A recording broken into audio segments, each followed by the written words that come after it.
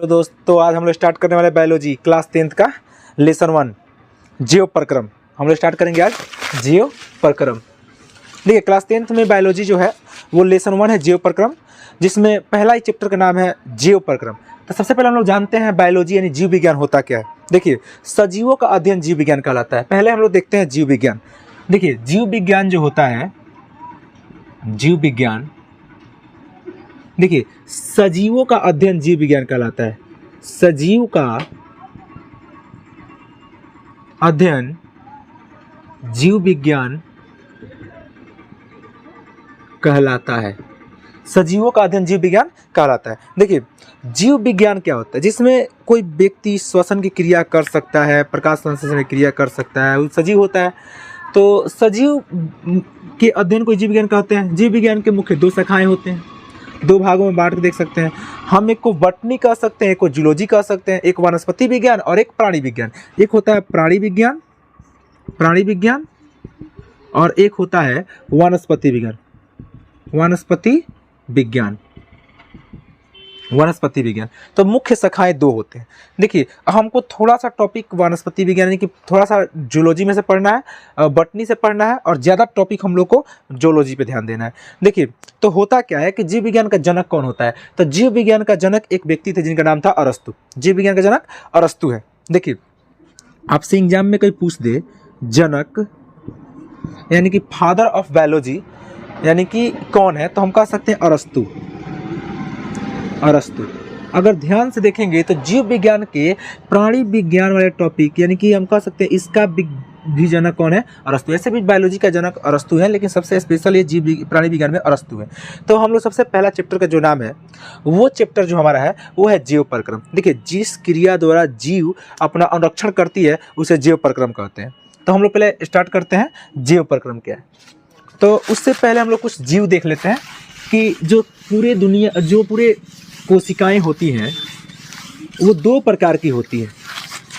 कोशिका, सेल, जो कोशिका होती है वो 2 प्रकार की होते हैं। एक कोशिकीय जीव और एक होते हैं बहुकोशिकीय जीव।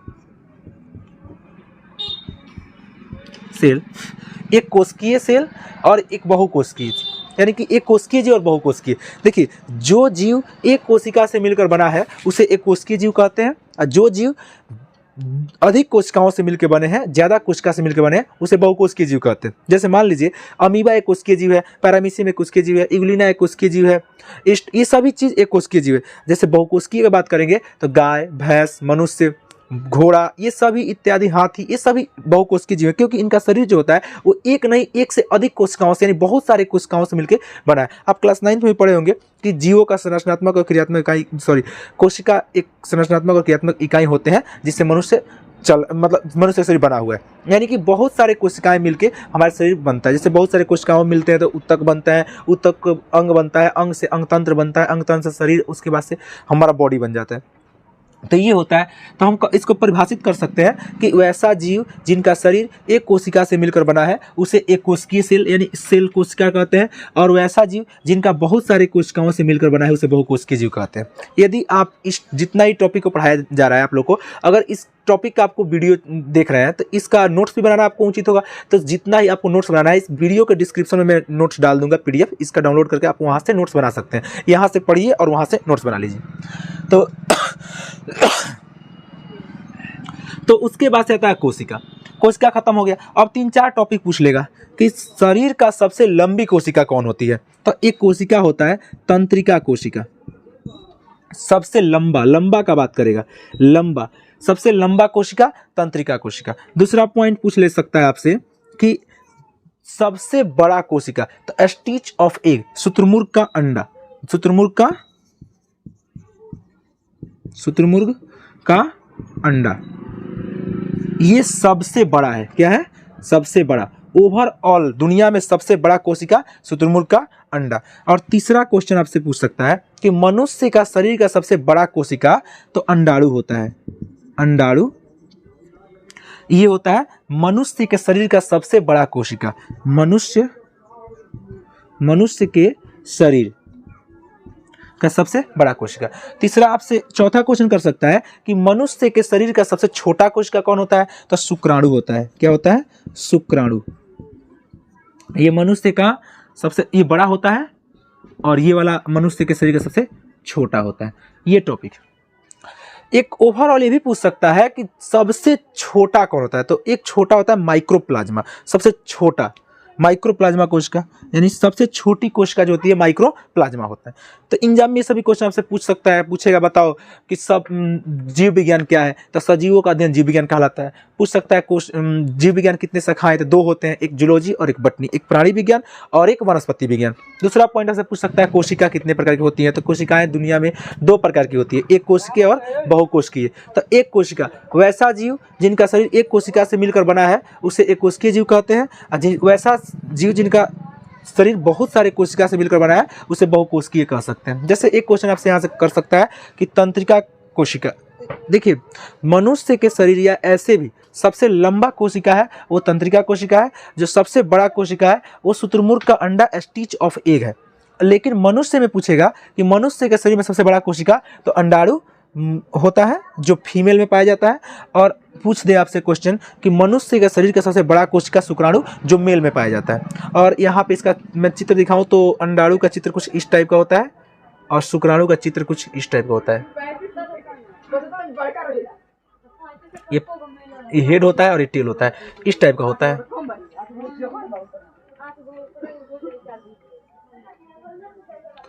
ये आपका अंडाणु शुक्राणु हो गया और ये अंडाणु हो गया। तो सबसे बड़ा कोशिका जो होता है मनुष्य का वो अंडाणु होता है। अब हम लोग आते हैं किताब के मुख्य टॉपिक। ये तो बेसिक नॉलेज था। अब हम लोग किताब की तरफ चलते हैं जिस चैप्टर का नाम है जीव परक्रम पोषण, लेसन 1। लेसन 1 जो है जीव परक्रम और पोषण, जीव परक्रम और पोषण। तो सबसे पहला क्वेश्चन देख लेते हैं वही।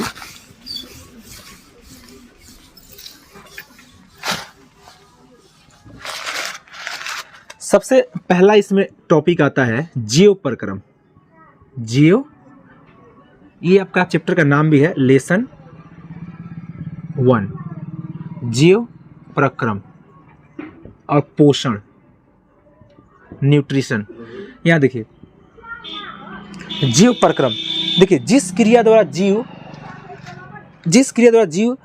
अनुरक्षण करती है, जिस क्रिया द्वारा जीव अपने मन अनुरक्षण करती है उस अनुरक्षण क्रिया को जीव परक्रम कहते हैं। या कह सकते हैं कि ऐसे कह सकते हैं कि वे सारी क्रियाएं जिनके द्वारा जीव अनुरक्षण करते हैं उसे जीव परक्रम कहते हैं।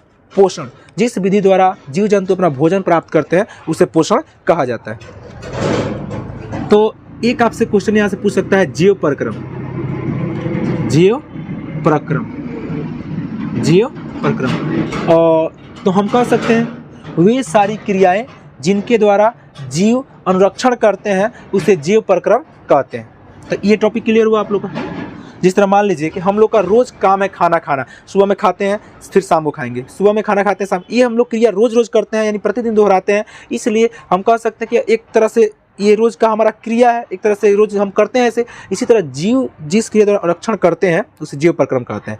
अब पोषण की बात कर लेते हैं। तो पोषण, ये पहला टॉपिक आपसे पूछेगा जीव परक्रम। क्लियर है? इस सब का पीडीएफ आपको डिस्क्रिप्शन में मिलेगा, वहां से डाउनलोड कर सकते हैं और नोट्स बना सकते हैं। मैं केवल यहाँ पे समझाते चल रहा हूँ। पोषण, दूसरा पोषण क्या होता है? देखिए पोषण का बात करेंगे तो हम कह सकते हैं कि जिस क्रिया द्वारा, या कह सकते हैं जीवों में भोजन प्राप्त करने की क्रिया को पोषण कहते हैं। यानी मान लीजिए जिस प्रक्रिया द्वारा जीव अपना भोजन प्राप्त करते हैं उसे पोषण कहते हैं। अब पोषण जो होता है वो 2 टाइप का होता है। जैसे मान लीजिए जीवों में पोषण मुख्यतः 2 टाइप से होता है। एक होता है स्वपोषण और एक होता है परपोषण। एक होता है स्वपोषण, एक होता है परपोषण। स्वपोषण को कभी स्वपोषी भी पूछ लेता है और परपोषण को कभी परपोषी भी पूछ लेता है। तो देख लेते हैं हम लोग। एक होता है, एक आपका होता है स्वपोषण, स्वपोषण और स्वपोषण, और एक होता है परपोषण, एक होता है परपोषण।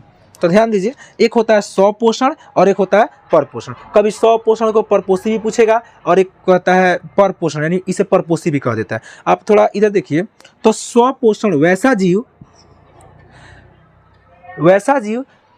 जैसे आप कह सकते हैं स्वपोषण एक ऐसा जीव है जो अपना भोजन स्वयं बना लेता है, किसी पे डिपेंडेंट नहीं रहता। जैसे पेड़ पौधा कभी भोजन अपना किसी और से नहीं मांग के लेता है, अपने आप ही बना लेता है। केवल सूर्य के प्रकाश ले लेता है, कार्बन डाइऑक्साइड ले लेता है और जल अपने से बना लेता है और क्लोरोफिल उसके पास होता है, जिसके कारण पेड़ पौधा का रंग हरा होता है, इसीलिए वो अपना भोजन स्वयं बना लेता है। एक ऐसा जीव है जो स्वपोषी भी होता है, परपोषी भी होता है, उसका नाम यूग्लिना है। यूग्लिना एक ऐसा जीव है जो स्वपोषी के साथ साथ परपोषी भी होता है। तो हम लोग डिस्कस स्वपोषण और परपोषण पे कर लेते हैं। आपको समझ में आया कि स्वपोषण क्या है? जैसे मान लीजिए आपसे एग्जाम में पूछ दे स्वपोषण किसे कहते हैं या स्वपोषी किसे कहते हैं, एग्जाम्पल सहित दिए, उदाहरण सहित लिखे। आप कह सकते हैं वैसा जीव जो अपना भोजन स्वयं बना ले, या ये कह सकते हैं कि वैसा जीव जो अपना भोजन स्वयं संश्लेषित करते हैं, वैसे जीव को स्वपोषण या स्वपोषी कहते हैं। जैसे अमीबा, पैरामीशियम, यूग्लिना इत्यादि ये सभी जीव, सॉरी मिस्टेक हो गया, सॉरी, ये स्वपोषी जो होते हैं वैसे जीव होते हैं जो अपना भोजन स्वयं प्राप्त करते हैं। जैसे पेड़ पौधा जो प्रकाश संश्लेषण की क्रिया करते हैं, वो सभी स्वपोषी होते हैं। जो जीव प्रकाश संश्लेषण की क्रिया करते होंगे वो स्वपोषी होगा। तो ऐसे होते हैं पेड़ पौधे, क्योंकि सभी पेड़ पौधे स्वपोषी होते हैं या स्वपोषण होते हैं। कोई डाउट यहां तक में? कोई दिक्कत है आप लोग को? अब उसके बाद देखते हैं परपोषण। वैसा जीव जो अपना भोजन किसी अन्य जीव पर निर्भर होकर करता है, या कह सकते हैं वैसा जीव जो अपना भोजन स्वयं ना बना के किसी अन्य पर निर्भर हो, उसे परपोषी या परपोषण कहा जाता है। जैसे मनुष्य, गाय, भैंस इत्यादि ये सभी परपोषण होते हैं। तो इतना सब कवर हुआ आप लोग को। जीव प्रक्रम समझ में आया आप लोग को? पोषण क्या है? जीव प्रक्रम जिसके द्वारा जीव में रक्षण होता है उसे जीव प्रक्रम कहते हैं। पोषण किसे कहते हैं? जिस क्रिया विधि द्वारा जीव जंतु अपना भोजन प्राप्त करते हैं उसे पोषण कहते हैं। पोषण दो प्रकार के होते हैं, एक स्वपोषण, एक होते हैं परपोषण। जो जीव अपना भोजन स्वयं संश्लेषित करते हैं उसे स्वपोषण कहते हैं या स्वपोषी कहते हैं। जो जीव अपना भोजन स्वयं संश्लेषित ना करके अन्य पर डिपेंडेंट होते हैं यानी अन्य पर निर्भर रहते हैं उसे परपोषण कहते हैं। जैसे पेड़ पौधा सभी स्वपोषी होते हैं। जो जीव जंतु प्रकाश संश्लेषण की क्रिया करते होंगे वो स्वपोषी होंगे। जैसे पेड़ पौधा ये होते, एक ही ऐसा जीव है जो स्वपोषी के साथ साथ परपोषी भी होता है। जैसे यूग्लिना ये स्वपोषी के साथ साथ परपोषी भी होता है। यहाँ देख सकते हैं परपोषण, वैसा जीव जो अपना भोजन स्वयं ना बना के किसी अन्य जीव पर निर्भर रहता है उसे परपोषण कहते हैं। कोई डाउट? जैसे मनुष्य हो जाएगा, गाय, भैंस, चित्ता, घोड़ा, हाथी ये सभी स्वपोषी होते हैं, अन्य पर डिपेंडेंट होते हैं। यहाँ तक में कोई डाउट है? आगे देख लेते हैं हम लोग कि एक क्वेश्चन आपसे पूछेगा यहाँ पे कि पेड़ पौधे के रंग हरे क्यों होते हैं। देखिए, तो पेड़ पौधे के रंग हरे पर्णहरित के कारण होते हैं। किसके कारण? पर्णहरित। इसको इंग्लिश में क्लोरोफिल कहा जाता है। एक क्वेश्चन ये भी पूछ लेता है आप लोग को एग्जाम में, बोर्ड में, कि पेड़ पौधा का रंग हरा होते हैं किसके कारण? तो पेड़ पौधा का रंग हरा क्लोरोफिल के कारण होता है। कभी कभी हिंदी में पर्णहरित भी इसको कहा देता है। कोई डाउट यहाँ तक में? अब इसके बाद से हम लोग देखते हैं परपोषण के प्रकार। तो परपोषण 3 प्रकार के होते हैं। परपोषण कितने प्रकार होते हैं? 3 प्रकार के। तो यहाँ तक हो गया। अब इसके आगे हम लोग देखते हैं परपोषण।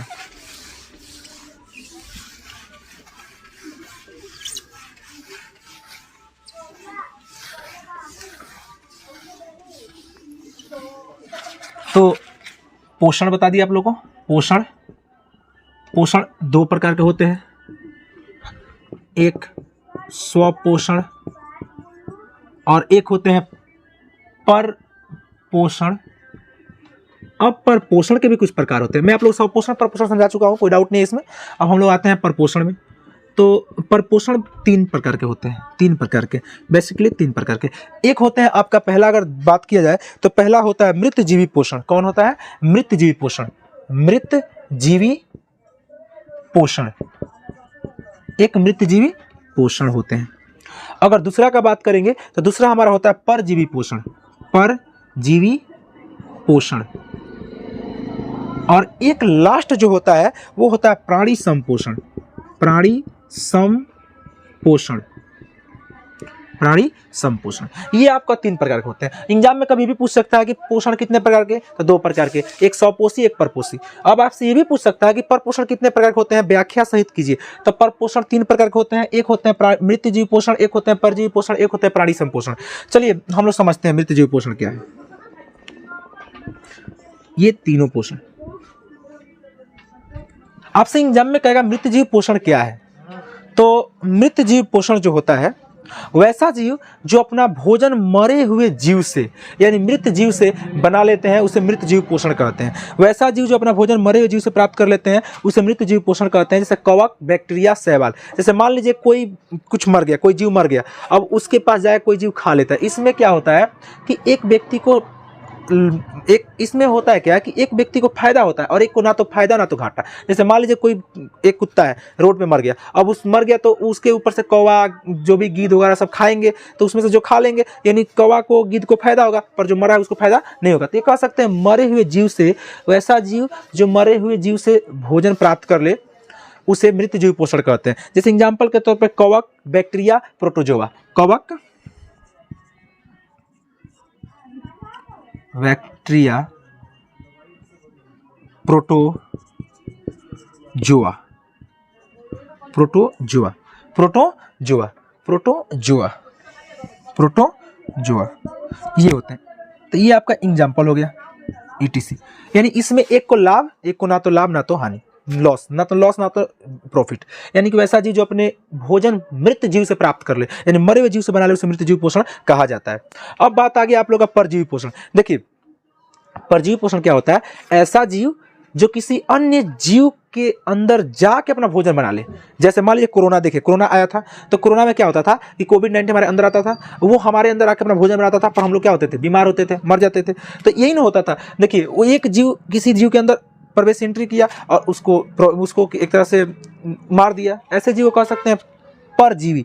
जैसे इसमें बहुत तरह के आ जाएंगे, जैसे मान लीजिए कि हुकवर्म, टेपवर्म और इत्यादि, कोविड-19 ले लीजिए, ये सभी जीव किसी अन्य जीव के शरीर में जाके अपना भोजन प्राप्त कर लेते हैं।